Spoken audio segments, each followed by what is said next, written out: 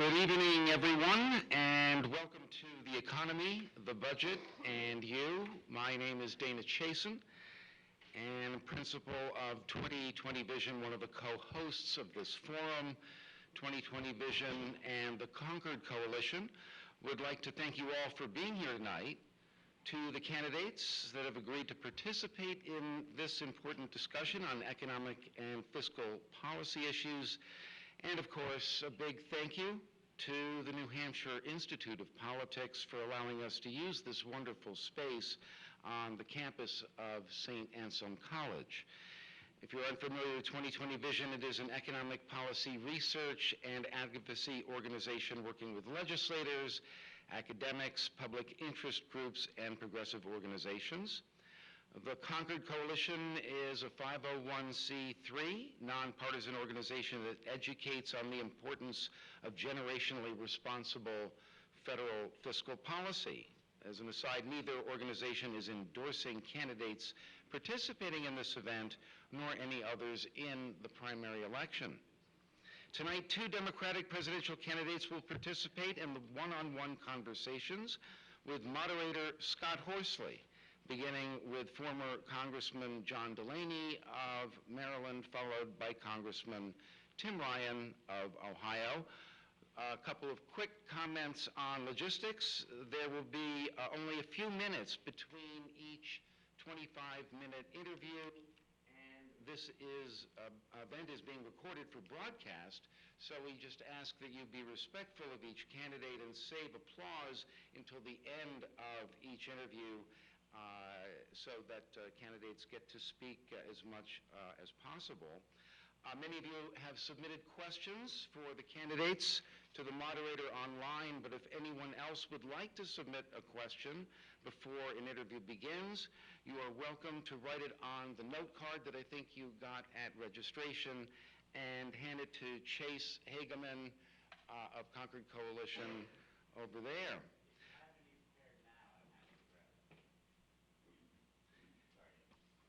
So before we begin, I would like to introduce our moderator, National Public Radio's Chief Economic Correspondent, Scott Horsley.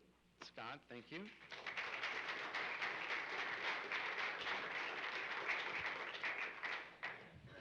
Scott currently reports on the ups and downs of the national economy.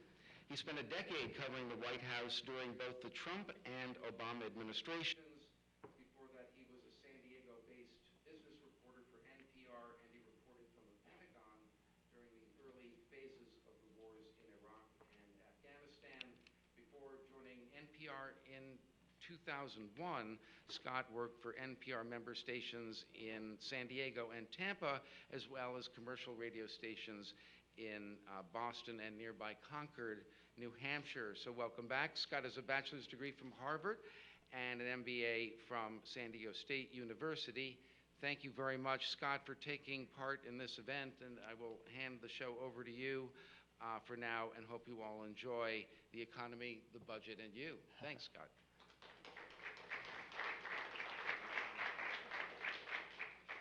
Thank you so much. I spent 3 years working at WKXL in Concord and somehow managed to miss ever being here for a New Hampshire primary, which is not easy to do. So it's great to be back in the Granite State, and great to have Congressman Delaney with us.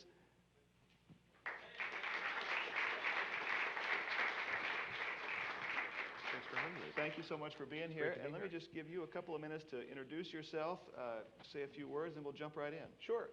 Well, first of all, thanks for having me in this historic place of so many great political moments. It's really an honor to be here. So I'm John Delaney. I am running for president. I was born in New Jersey. I grew up in a blue-collar family. My dad was an electrician. I was the first in my family to go to college. My dad was a union electrician, a member of the IBEW, which gave me a great start in life in many ways because that union took good care of us. I went to college at Columbia University. Half of my tuition was actually paid for by my dad's union, which has always been a reminder to me that none of us do it alone in this world. After Columbia, I went to Georgetown for law school, where the best thing that could have ever happened to me happened. I met my wife, April. She was at law school with me. She's from Idaho. Her dad was a potato farmer. We ended up staying in the DC area, raising our family. We have 4 daughters. My oldest is getting married in a month, which I'm very excited about. April's had an amazing career. She's one of the leading nonprofit communications attorneys in the country. She helped found an organization called Common Sense Media, which deals with media literacy in children. And her particular focus is the effect that media and technology companies are having on young kids. I became an entrepreneur. After law school, I started 2 businesses. Fortunately, they were successful. I was the youngest CEO in the history of the New York Stock Exchange when I was 33, and I took my first company public. And about 10 years ago, I decided to dedicate the rest of my life to public service, which led me to run for Congress. And I was elected in 2012 to represent Maryland's 6th congressional district in the Congress, where I proudly served for 6 years, and I was consistently ranked one of the most bipartisan members of Congress. So blue-collar kid who had a successful career as an entrepreneur and then public servant. And so my campaign in many ways is reflective of the life I've lived. I believe in the life I've lived, which is this notion of the American dream, which is that we have to make sure young people have opportunities. And that's one of the things that's getting much more difficult in our society today. In fact, young people today will be the first generation of Americans who don't do better than their parents, if you can imagine that. And I think it's terrible. And I think it's because we failed in our most fundamental responsibility, which is to leave the world better than we found it. We're not doing that now. We're not leaving these young people kind of an economic future that they deserve. We're not giving them an environmental future that they deserve, and we're not leaving them a fiscal future that they deserve. The good news is we can fix all of it.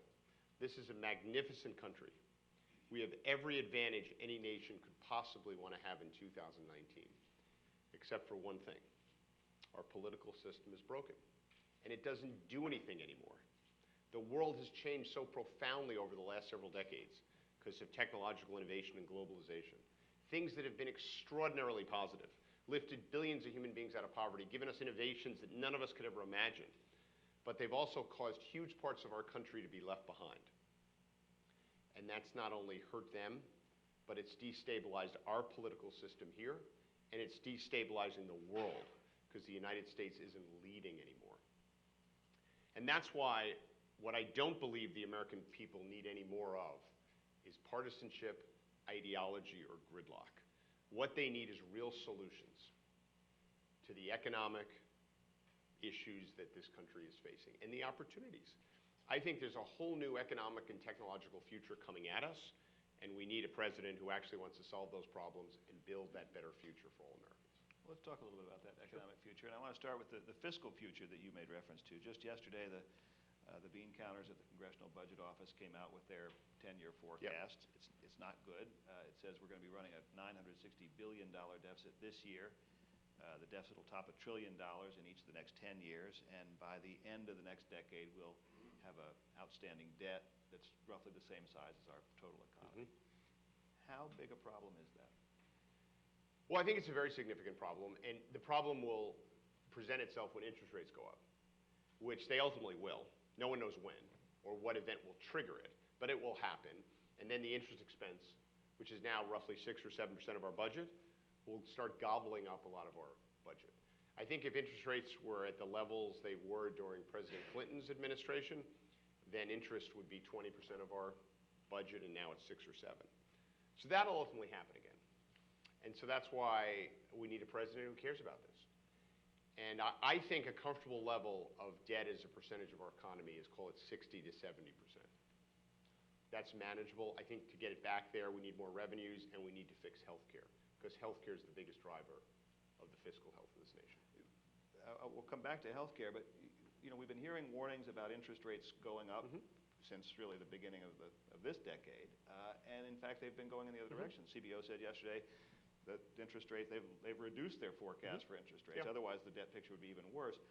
Do you think something fundamentally has changed in the global debt market that we're looking at a period of permanently lower interest rates, or do you think this has just been kind of an aberration that we've been living in for the last 10 years? I think in 100 years when they look back, they'll view this era as an anomaly. And I think there's reasons for it. Part of it is how much development we've had around the world. And so many countries are effectively been net savers, and there's been a lot of liquidity in the world. I think that'll change. I think as these countries start having to build their own social safety nets, which many of them haven't done to the extent we have, that will take kind of global savings out of the global economy and will ultimately return to a normalized interest rate level. I mean, things always return to the trend line, despite people's views that this time is different. They always return to the trend line, and I think interest rates will as well. You said we have to boost revenues. Where? Well, you know, the best way obviously to boost revenues is to have higher economic growth. But I also think, in my judgment at least, we've got a couple of big loopholes in our tax code. One is capital gains rates being lower than ordinary income rates. There's no justification for that in my opinion, none at all. It's been a big myth perpetrated on the American people that wealthy people will only invest if their capital gains rates are lower than ordinary income rates. That's absurd. I mean, wealthy people, what are they going to keep their money in the bank, earning very low interest rates? Because their tax rates are 30-something% instead of 20. And I just think there's a huge amount of leakage because of that. So that's one area. I think things like that we have to address. We're going to need more revenues. Let's talk about healthcare. Sure. You said you want to fix what's broken but not scrap what's working. Yeah, that's what falls into those two baskets? Well, I think what's working is Medicare in general. So, you know, I would like to create a form of universal healthcare system in this country where every American has healthcare as a basic right. I think it is a human right. I also think it's smart economic policy. I don't think a lot of people are pursuing their kind of highest and best career opportunities because of healthcare. I only started my first business, which ended up creating thousands of jobs, because my wife was working and she had healthcare. And we were having our first child. I would have never left my job to start a company if we didn't have some kind of healthcare coverage. So I think those stories exist everywhere. But I don't think the way to create universal healthcare is to cause upheaval and throw out the entire U.S. healthcare system. I mean, I think that's a terrible idea. So what I would do as president, in my first 100 days, I'd want to fix the Affordable Care Act. And there are things to do to fix the Affordable Care Act. Then I'd want to create a form of public option, because I actually think that would be a good idea. But ultimately, I want to build a universal healthcare system. And the way I see that working with my plan, which is called Better Care, is I leave Medicare alone. I give everyone else a basic government plan from when they're born to they're 65, and then they go in Medicare. I roll Medicaid into that, because Medicaid's a really broken program. But you allow people the option of opting out of the federal plan. If they opt out, they get a tax credit. They can use that tax credit to buy their own individual insurance. They could give it to their employer to contribute towards employee-sponsored healthcare, or they could give it to their union as part of the union-sponsored healthcare.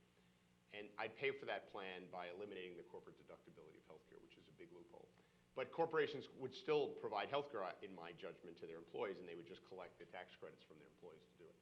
That's how I would build a universal healthcare system. That's going to take a long time, because you have to have a national conversation and get, you know, the American people on board. So initially, I'd fix the Affordable Care Act, but then I would move towards that. But I would not move to a single-payer healthcare system. I think that's bad healthcare policy. It's terrible politics, but it's also bad healthcare policy. When the public option was proposed as part of the initial debate over the ACA, the concern from the private insurers was that somehow the government will have these advantages, they'll take market share, it won't be a level playing field. Do you think over time people would migrate to the public option, that market share would grow? And yeah, I think the way, you know, in some ways Medicare is a very well-designed program. And that's one of the problems I have with this Medicare for All bill, is it actually doesn't even represent what Medicare is. If you think about what Medicare is, you get a basic government plan, which you can then have as your primary health insurance, or you can buy supplemental plans, which is private insurance that enhances your Medicare, or you can opt out of Medicare entirely and choose something called Medicare Advantage, which is private insurance. And so Medicare beneficiaries actually have a lot of options. And government insurance and private insurance coexist quite successfully. And that's how I think the whole healthcare marketplace should evolve. Because I think there's a, you know, even in a world where you have a federal healthcare plan, there's always going to be a need for supplementals. And I think most insurance companies actually view the Medicare Advantage business as one of their most successful businesses. So I think you could have these things coexist. And you have to, because the problem with Medicare is it doesn't cover the cost of healthcare. So if you only had a government-run system, healthcare would fundamentally be underinvested in. what about those costs? You've said we've got to get a handle on costs in the healthcare system. How do you do that? So I think creating a universal healthcare system actually does do that in some ways. Because right now we actually Takes care of the uncompensated piece Well, of that's care, right, because we have universal healthcare now. It's called the emergency room. Yeah. It's just the dumbest kind of universal healthcare. So it gets people covered. We have to create incentives for people to take better care of themselves. We have to create incentives for providers to manage outcomes. And we fundamentally have to cure diseases. Unless we cure Alzheimer's, for example, I mean, we're never going to get healthcare costs under control. Putting aside the havoc and the tragedy of human beings that are associated with this. Same thing with cancer. But here I'm an optimist, which is also why I don't think we should have upheaval in the system. I think we're at the threshold of extraordinary breakthroughs in medical innovation. And it's not because our scientists or investigators are smarter than they used to be, but they have more tools at their disposal in terms of computing power and big data.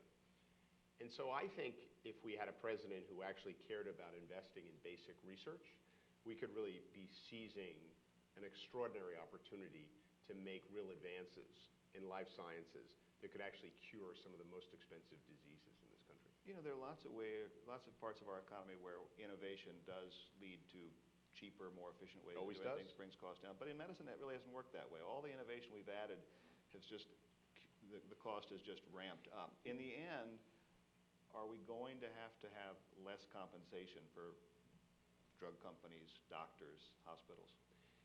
Well, I think innovation probably has lowered costs, but what it's also done is improved quality a lot.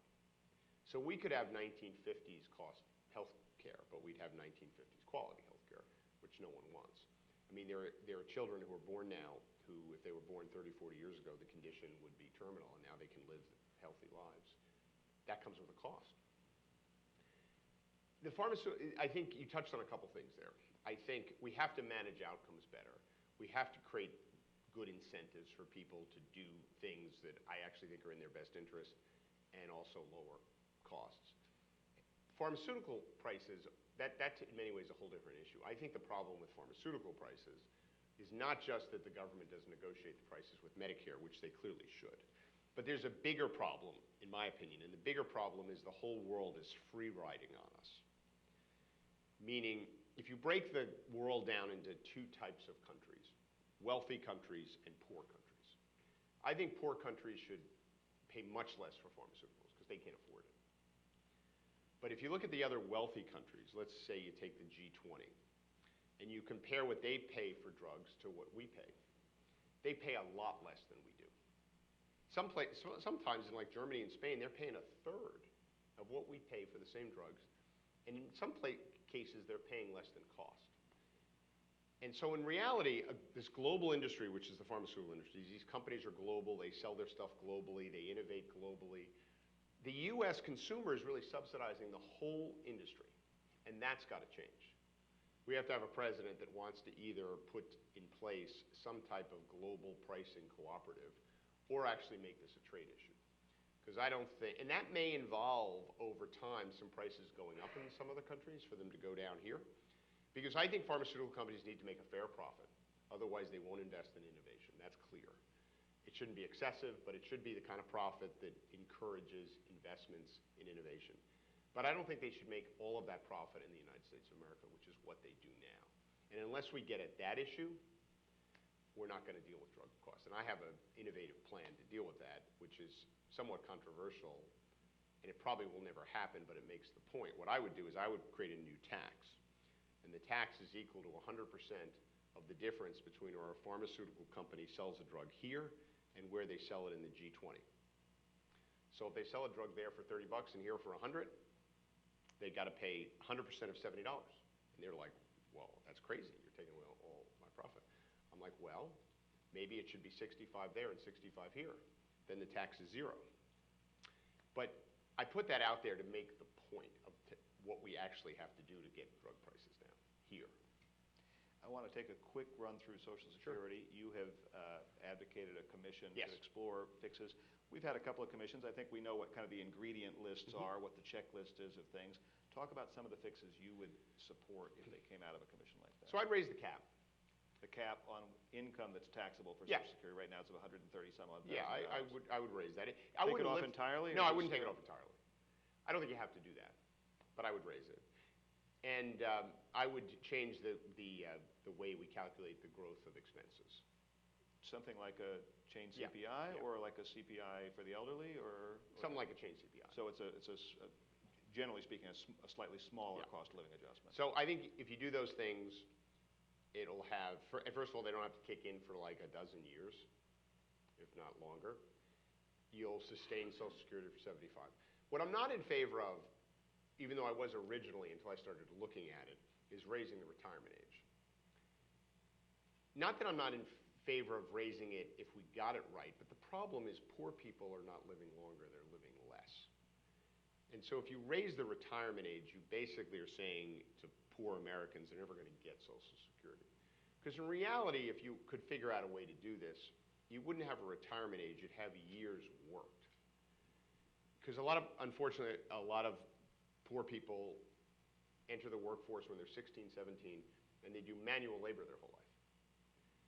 And then other people get all kinds of great educations, advanced degrees, and they enter the workforce when they're 27, 28.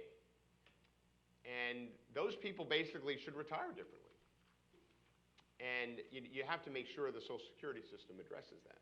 And I think sometimes just blanket increases of the retirement age are insensitive to that issue. So I could be convinced of raising the retirement age, but I would have to be convinced that that issue that I just highlighted did not discriminate against, low-income people who do manual labor, who should retire and have access to Social Security at a younger age. On trade, you have endorsed getting back into the TPP. I'm the only Not candidate a running for popular president. position in the Democratic Party right now. But clearly, the other 11 countries have moved on. They'd have us back. Our farmers are now at a disadvantage trying to sell beef in Japan compared to Australians or New Zealanders. How do you sell the TPP to a skeptical Democratic and in many cases general election audience? Well, I think the nice thing about selling it now versus selling it in 2016 is back then we had to describe kind of the counterfactual, and now we see it. Right? We see what a trade war looks like, and we see that it's not good. And we see that it's hurting farmers, it's hurting American workers, and it's hurting our geopolitical standing. And in many ways, Trump's isolationism, which I think is the wrong answer to every single question, it presents itself in a lot of different ways. Questioning NATO, tearing up the Paris Accord, proposing to build walls on our southern border. And tearing up the TPP in many ways is another flavor of that isolationism. And I think the Democratic Party wants to reject that. They want to reject building physical walls to keep immigrants out, and we're right to reject that. But we also should reject building economic walls to keep rules-based trade out. And in many ways, they're not the same, but it does reflect a mindset, which is, do you actually think the world is safer and more prosperous for the American people if we're engaging globally? If you think the answer to that question is yes, which I absolutely do, then you have to build economic alliances like the Trans-Pacific Partnership. It's the only way to deal with China, to compete with them in Asia. And I just think it's never been more important to a U.S. citizen what happens around the world, whether it's pandemics, whether it's the migration crisis that we're clearly going to have, whether it's actually trying to lead the world in climate. All of this involves having alliances and working through those alliances for peace and security around the world. And I think TPP, the Trans-Pacific Partnership, stands for that. And I think if you reject it, you actually have nothing to say against Donald Trump. I mean, one of my competitors, I won't name names here, put forth a trade plan 2 weeks ago. And in it basically was so restrictive that we would not be able to enter into a trade agreement with Germany. Because it says the U.S. will not enter into trade agreements with countries that have any subsidies for fossil fuels. Now that sounds like a good line in a Democratic primary. First of all, the U.S. wouldn't meet that standard. Secondly, Germany that gets 35% of its natural gas from Russia, 35% of its energy comes from Russia, and they're vulnerable because of that, wants to wean off that, and is providing natural gas subsidies. So our response to Germany wanting to wean off a reliance on Russian natural gas is to say, no trade agreement with the United States. This is just terrible policy, and it's wrong and it's dangerous, in my opinion. We only have a few minutes left, but you come out of the business world. This week, some of the CEOs of the biggest businesses in the country put out a statement saying corporate America should put aside this notion that Milton Friedman popularized, that the only responsibility of corporate America or the business world is to maximize profits for shareholders, that they have a responsibility to other stakeholders, to workers, communities, suppliers, customers. Do you agree with that? I do.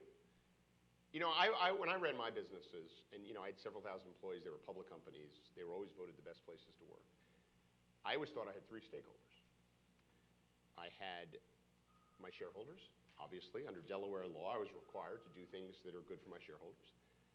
I had the communities we operated in, which included our customers, and I had my employees. And I would always ask myself, whenever we were doing something, how does it relate to those three stakeholders? And you have to balance them. It's ultimately good for all three to balance all three at the end of the day. And you know, I do agree with that. Fundamentally, is there a role for the government in encouraging that more holistic approach to stakeholder capitalism? I do. You know, I think our goal should be to take capitalism, which I think is the greatest innovation and job creation machine ever, and not abandon it, but to make it more just and inclusive. And I think the government, through incentives, through tax incentives, and through creating other social insurance programs like paid family leave, et cetera, actually work hand in hand. I mean, the last debate was in Detroit.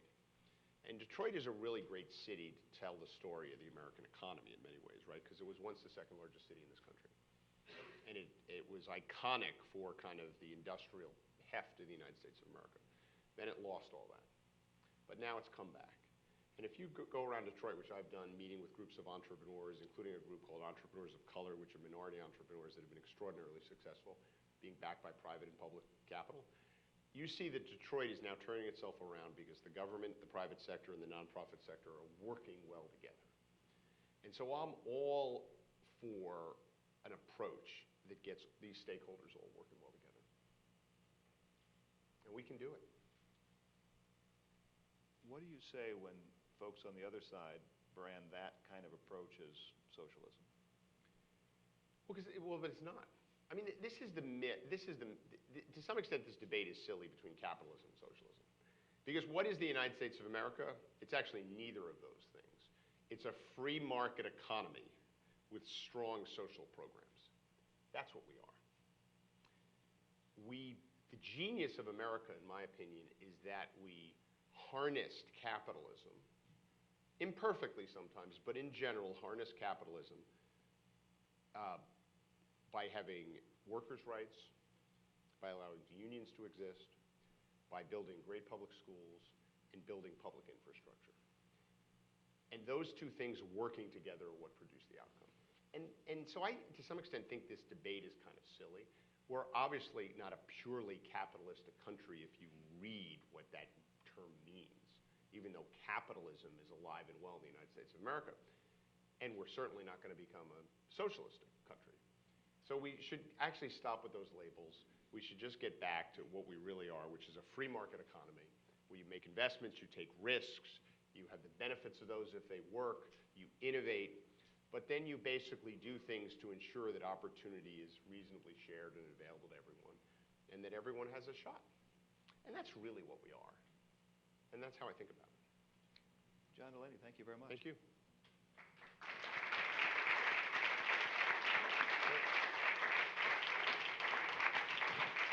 Thanks for having me. Time goes fast. Thank you. That's great. Thank you all for coming. I wish I could have answered questions.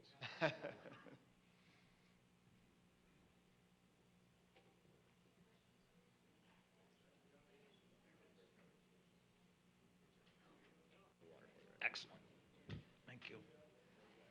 Congressman Tim Brown, thanks very much for being here. Thanks for having me. Take a couple minutes to just introduce yourself and we'll dive right in. You got it. I got a little caught off guard. I had a mint in my mouth and I just chewed it. And you know that moment when you hope no one asks you a question? Because you have a mint in your mouth? Thank you. It's great to be here. My name is Tim Ryan. I've been a congressman for 17 years in the United States Congress, representing Northeast Ohio. My district includes Youngstown, Kent State, Akron, so I'm in the northeast quadrant. My house is about halfway between Cleveland and Pittsburgh, old kind of Rust Belt area. My wife is Browns fan, Steelers Browns fan? fan. Okay. And you know, you guys have a football team up here, right, in New England? Pro football team? I thought I heard about it. I tease people up here. We have 3 kids. My wife's a first grade school teacher, and we have 3 kids. Mason, 16, Bella's 15, and Brady is 5. And so when I started campaigning up here, someone had said, "Did you name your?" Because I'm an old quarterback. They said, "Did you name your kid after Tom Brady?" And I thought very quickly, I'm in New Hampshire, and I looked them dead in the eye. I said, "Absolutely, I did." That's the kind of straight answer I hope we'll be getting from you. Yeah, you know. I want to start with fiscal matters. We got the report from the CBO this week on the long-term outlook for the deficit. It's big. It's getting bigger. Yeah. It's going to be $1 trillion every year for the next decade or so. One of the things they pointed to in upping their forecast from May is the spending deal, the bipartisan spending deal that Congress approved this summer. Was that a good bill? It was a necessary bill because we've gotten into this trap of shutting down the government, not paying our, threatening to not lift the debt ceiling and pay our bills. So it was certainly inadequate. I think on both sides, whether it was the military side or on the domestic side, non-discretionary side, we got some increases that were desperately needed. But I don't know how long you want me to answer this, but I feel like we can't have these conversations in silos around the budget and budgetary numbers until we really start addressing, and I'll just lay it out for a second here, that all of the systems that we're working through right now are broken. Right? The healthcare system's broken, the economic system is broken, the criminal justice system is broken, the education system is broken, and so within the context of all of these broken systems is the budget.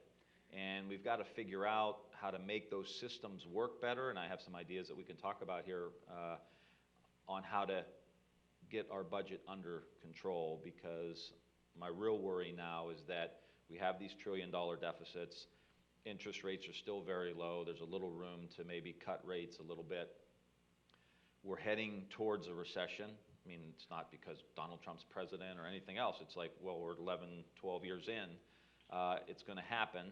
And my real concern is that we don't have the tools we're going to need to deal with the recession. And so I guess that's a good kind of place to start our conversation. Let me ask you about one of those systems you mentioned, which is healthcare. Yeah. You've talked about making some tweaks to the ACA, but not throwing the baby out with the bathwater, I guess. Right. Tell me how you would change it. Well, 2 things. One, I'm not for us taking people's private health insurance away if they've negotiated benefits. I just don't think I don't think it's good policy. I think it's terrible politics for Democrats to go into the industrial Midwest, heavy union areas, and say, we're going to take these negotiated benefits. You've given up wages to get really good health care. The world's collapsed around you in many ways, but you have really good health care. Going in and telling them you got a better idea and it's going to come from Washington, D.C., I don't think is really smart. So I'm not for that. My plan would do this. We would drop the Medicare age to 50. We would allow small businesses to buy into the Medicare program. And what Kaiser Permanente has said is that if you take 60 million people between the ages of 50 and 64, they pay out of pocket to get into the Medicare program, so it's completely revenue neutral. They will save 40% on their health care costs. So 60 million Americans who may be underemployed, have lost their jobs, so on and so forth, will see a 40% reduction. It will extend the life of the Medicare program because you're taking the youngest cohort, you're putting a new group of young people into the Medicare program. And it will be good for private insurance because you're taking out the oldest cohort in the pool, in the insurance pool, because they're going in. So that will reduce costs in the private market, and then let small business people buy in, and anybody else who can't get it, just use Medicare as a public option. We already have a public option. It's a Medicare program, so allow people to buy into it. So that would be your public That- option, or would you also have a separate public option? I think that could be the public option. We may have to set something else up, but I think for our goals here, you can get into, everyone in America should have something to get into. Now, that's the insurance piece. Here's the coverage kicker. piece. That's the insurance piece. This discussion is inadequate because the vast majority of our conversation needs to be around health. 3/4 of our healthcare costs are for chronic diseases that are largely preventable, about $3.5 trillion a year. So what I would do is move to a system where we start talking about reversing chronic disease, using food as medicine, incentivizing doctors and patients by getting doctors to get paid by getting and keeping us healthy, give rebates and refunds to patients for getting and staying healthy, and some plans are already starting to move in this direction. But one quick example, you look at these chronic diseases, heart disease, high blood pressure, type 2 diabetes. Right now, almost half of the adult population in the United States has either diabetes or pre-diabetes. So that health insurance conversation we're having, single payer, this, that, everything we're all fighting about, it doesn't matter if half the country has diabetes. You're going to sink whatever system you have. I think we should, especially as a Democrat, I want us to be focusing on getting healthy. So it costs $14,000 a year for a diabetic, type 2 diabetic patient, $14,000 a year. There are plans out there now and programs where for a $5,000, say $10,000, $5,000 to $10,000 intervention using food as medicine and using other supports, you can reverse type 2 diabetes. For a one-time $5,000 or $10,000 intervention versus $14,000 a year. I'm saying, why wouldn't we start doing that with all of these patients who have diabetes or pre-diabetes? So $3.5 trillion that can potentially at least make a huge dent in savings. You want to talk about balancing the budget, that's where the money is. And I want my party to be the party saying, this is how we're going to fix it, this is how we're going to pay down the debt, this is how we're going to free up money for all of these other programs that we have by going to where the money is. And when you say there's a lot of money wasted, for example, in Medicare, is that what you're talking about, is those untreated chronic diseases? Yeah, it's Medicare, it's Medicaid, it's private insurance as well. It's also in the VA. I mean, here's the kicker, and this is why I think the whole conversation has to be about the systems, right? So we got to look at what our food system looks like. I mean, our food system is causing a vast majority, it's food and stress really is what's making us sick. And so we've got to address the food system. So again, the systems aren't siloed. So we need to do a couple things. One, we need to move to regenerative agriculture so we get the pesticides and the herbicides and all the stuff that's harming our food and destroying our planet, by the way, which is a whole other topic. But also, what are we feeding our kids in schools? So you have kids in poor schools and you're feeding them nothing but sugar. I was in a school last year, they had, for breakfast, they had Rice Krispie treat and a chocolate milk, right? They had 80 grams of sugar before these kids even walked into the classroom. Okay? And those same kids, and I know in the school district that I was in, those same kids are covered by the Medicaid program. So here you're going to feed these kids sugar, you're going to basically give them diabetes, and then you're going to cover them with health care. So you're paying for the school lunch, and you're paying for the health care, and you're giving them diabetes in the middle so the health care costs go up, and you wonder why the American taxpayer's like, you're the dumbest human beings in the world. What are you doing? And then you're going to come back to me and ask me to pay more in taxes. I'm saying let's fix these systems and get them moving in the right direction. But you got to see them holistically. I want to turn to the economy writ large. One of the things you've talked about is immigration reform could boost GDP by 1.2, 1.3%. Yeah. What does immigration reform look like to you? Well, I mean, ideally some version of the bill in the Senate that got 70-some votes. 2013 reform. 2013 was a gang combination of border security, path to citizenship. this is not rocket science. I mean, it really isn't. It's about building the political coalition to be able to do this. It's a pathway to citizenship. It's pay back taxes, pay a fine, figure out how, 5, 6, 7 years, get people into the country. It's about border security, using the latest technologies that we need. Not necessarily, I don't know how you build a wall on the Rio Grande River, so that doesn't even make any sense for like large swaths of the country. If it makes sense to have barriers, I'm all for it, but people are digging underneath it, and it's not working like people thought. Pathway to citizenship. Go to Central America and try to plug the hole where it's the problem is. The president's cutting the State Department budget, and we need to be intervening in Guatemala, Honduras, and El Salvador to stabilize those countries. We don't need to rebuild them. We need to stabilize them to the point where the gangs aren't running them, so people aren't coming here to the United States. But have an open-hearted immigration policy here in the United States. And where does the economic boost come from? How does that help the economy? Well, all of a sudden you get people that were in the shadows making money under the table are now in the system paying into all of the programs, paying the taxes, paying into the programs, and they're going to see higher wages, and so they're going to be putting more money back into the economy. My understanding is that's where you get your 1.2, 1.3% boost. And so to me it makes great sense, not just people who are kind of working in factories or in the fields, making more justice for them, because you can really get treated poorly if you're not in the light of day. But also the economic opportunities we're missing with people who are graduating from some of our finest universities from countries all over the world, and they graduate and they have to leave. And it's not just Harvard, and it's not just the Northeast. In Pittsburgh, for example, we did a roundtable around immigration a couple years ago. And one of the conversation around the tech companies in Pittsburgh was immigration. It was the #1 issue that kept coming up, because graduates were graduating from Carnegie Mellon with a PhD. They had already started a business, and the business was starting to go to the next level. They were trying to pull in capital and all the rest. The guy has to go pick up and go back to China or go back to wherever.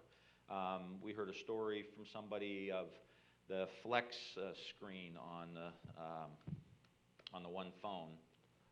There's like a flex screen. There's a Chinese person in school at Stanford, I think, in California, developing this company, wanted to do it in the United States, couldn't stay after he got out of school, went to China, ended up getting bought by Samsung or somebody like that. I think it was Samsung, $1 billion company. Could have been in America. So we've got to be really smart with our immigration policies and how we build out these growing opportunities. Let me ask about domestic investment. I thought it was interesting. I was covering the White House in the early Obama years when the Recovery Act was put in place. And one of the things then Vice President Biden said was, we're not going to put any of this money in swimming pools. And I think he was trying to offer some sort of reassurance that this wasn't going to be boondoggle spending or something.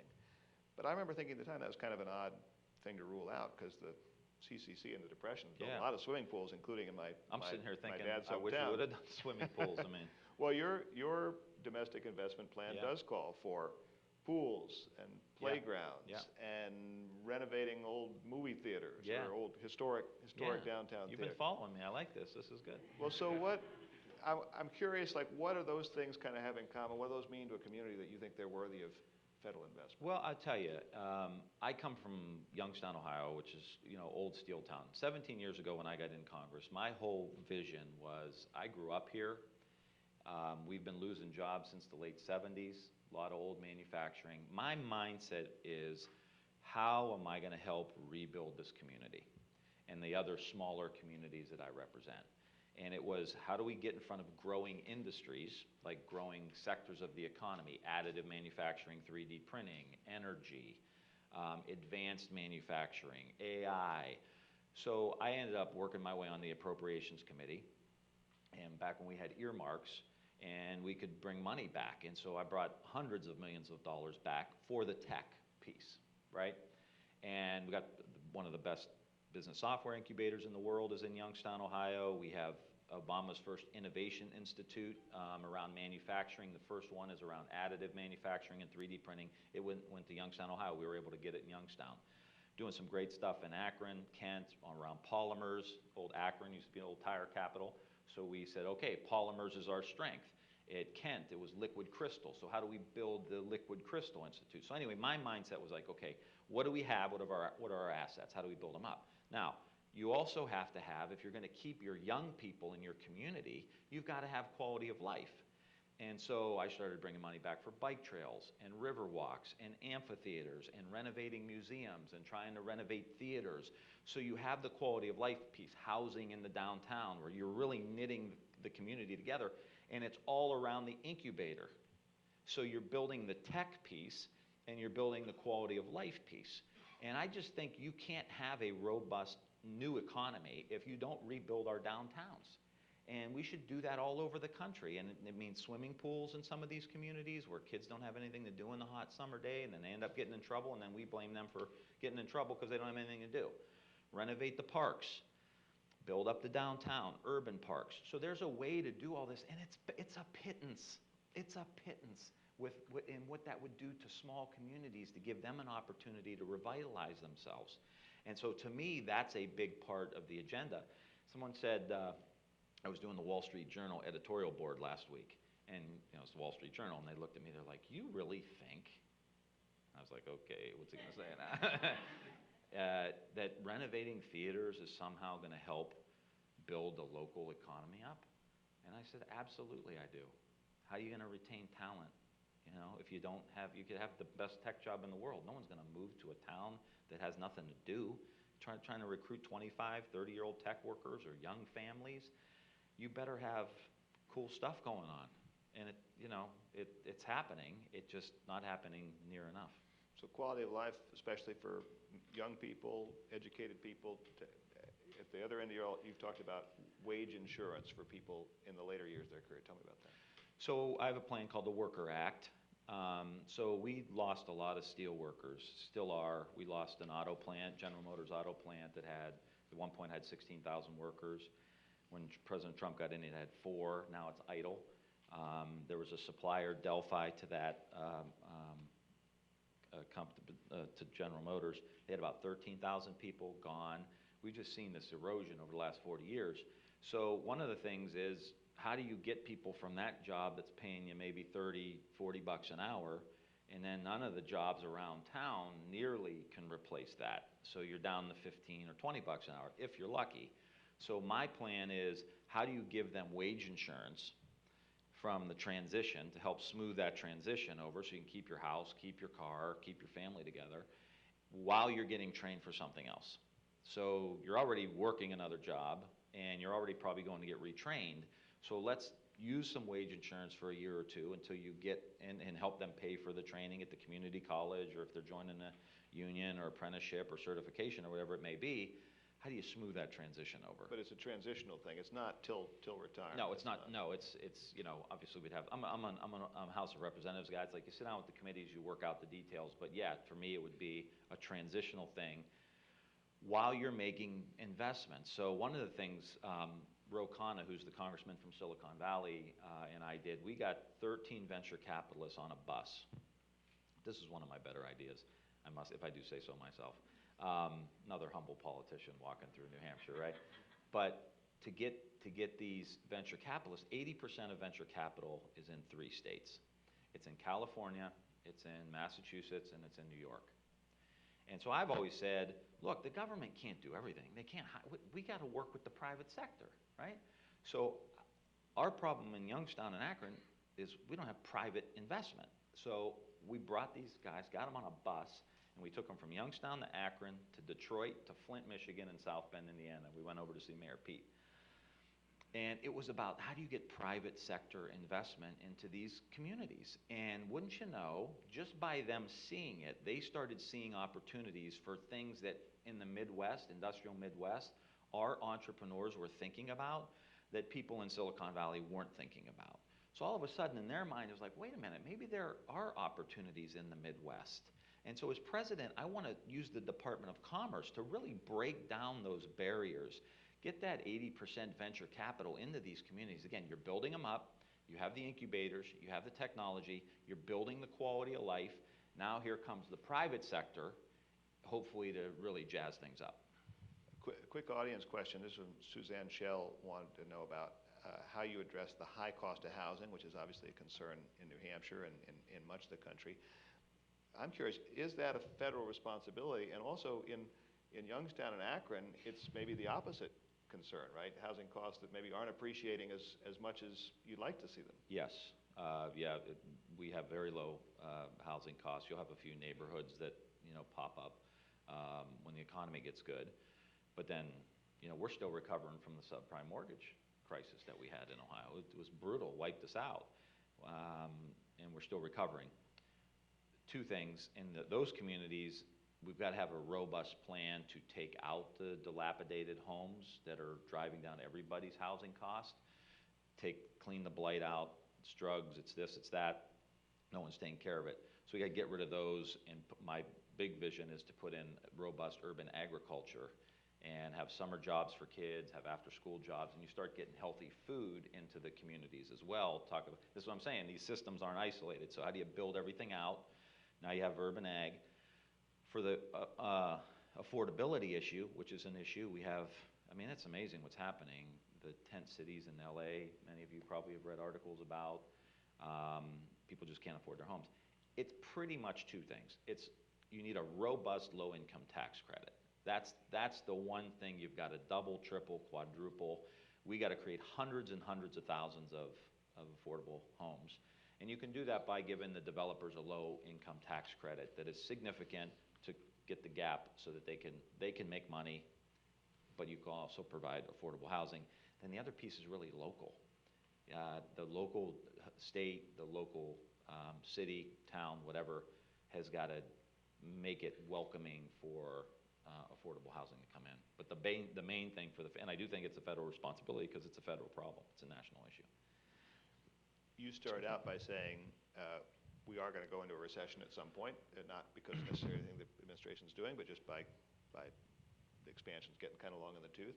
Do you think we're going to enter a recession pretty soon? How do you think the economy's doing right now?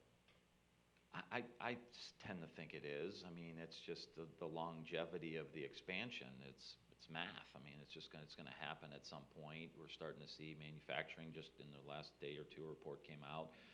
Manufacturing is contracting. That's kind of a canary in the coal mine. The inverted yield curve that everybody in America knows about now that didn't know about 6 months ago. 2 weeks ago. Yeah, 2 weeks ago. Is signaling a recession. And again, my concern really is that we're going to go into this recession with very few tools. We have gotten so far away. When I went to college, you learn about Keynesian economics. And it just made so much sense for so long, right? You repair the roof, when the sun's shining. And we have the highest concentration of wealth we've ever had. We have CEOs who are making 940% more than they were making in 1978. And we just are going through this huge expansion. And they're doing really, really well. And we're 2 wars. And we didn't ask anybody to pay more in taxes from the wealthy. And so now we get, in fact, the opposite, right? A tax cut that's going to cost $2.3 trillion once you pay it back over 10 years. And we have $1 trillion a year deficits. So what are we going to do when we go into a recession, right? You either got to spend some money. If you look at how we've always gotten out of this, right? People say, President Kennedy wanted a tax cut. How come you Democrats aren't like President Kennedy? He wanted a tax cut. Kennedy wanted a tax cut because there was a recession coming. They were increasing spending a little bit in defense, and NASA was the public spending, and then cut taxes to get money in the economy. And then when the economy goes up, you raise taxes, so you capture some money when times are good. You modestly reduce spending, and you bring it into balance. And we're trapped now. So it's going to be, the next president's going to have a really tough job. And just briefly in our last minute, you're a Midwestern guy. Yeah. Where are you on trade and tariffs and some of the trade battles the president's been fighting? I admit that I liked how President Trump, when he started, to be very clear, when this started, that he was going to be very firm with China. China has been cheating. They do steal intellectual property. They do have industrial espionage. they do subsidize their company. I can name you how many steel companies from Youngstown, Ohio that went out of business over the last 20 years because China was subsidizing their steel, manipulating their currency. And so I like the firmness and then make a deal. He wants to make this a news story. He wants to look tough in the industrial Midwest like he's tough on China. And I will say that I like the firmness, but then you make a deal. Now you're dragging the farmers through this, what you're dragging them through. We're seeing the consumers are paying $1,000 more a year because of the tariffs. And if I could just say, lastly, you beat China by outcompeting them. China dominates 40 to 50% of the electric vehicle market now, 60% of the solar panel market. They're running circles around us with fifth generation internet. You want to beat China, you outcompete China. And that means one of the things I'm going to do is create a chief manufacturing officer, because I want us to start building things again. And I know we're not bringing the steel mills back, but I want us to build electric vehicles. There's going to be 10 million built in the next 10 years. I want half of those built in the United States by American workers, batteries built in the United States, solar panels built in the United States. So how do we create a chief manufacturing officer that is in my cabinet, that reports directly to me, and we just drive it? That's how you beat China. It's not the silly game he's playing with the trade and tariffs. Congressman Tim Ryan, thanks very much. Thanks for having me.